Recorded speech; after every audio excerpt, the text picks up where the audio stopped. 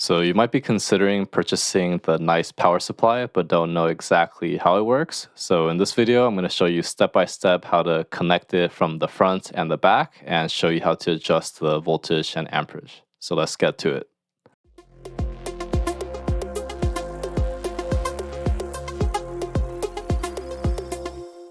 If you're new to my channel, I have a website at kevinwoodrobotics.com where I have a bunch of resources on robotics and computer vision. So check it out and subscribe to learn more. So the specific one that I got was the 30 volt and 20 amp. And the reason I got 30 volts was because I've been playing with these Baer actuators. They require a range from like 10 to 30 something volts. So this one suited my exact application.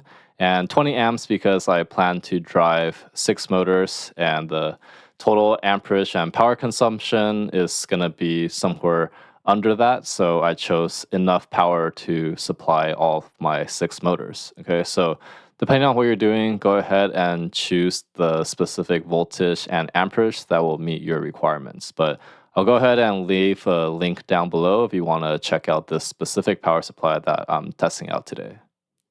So they come with these cables here. They have the alligator clip on one end, and then on the other end, they have the banana plug, which is the 4mm. These will go directly in the front, so this is good for any low amperage applications that's under 5 amps. And it's a little bit tight to get in there, so you got to push a little bit. So in the back of these power supplies, they have 2 knobs that you could screw on and off. So these are used to attach the cables that have the ring terminals.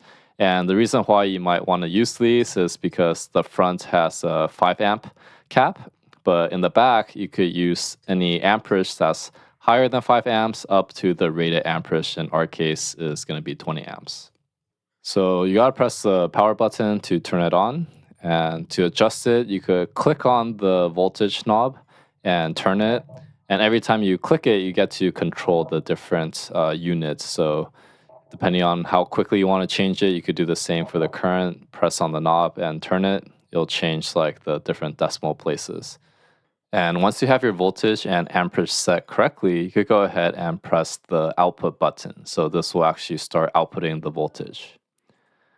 Okay, so if you found this video helpful, give a like and subscribe, and I'll see you in the next one.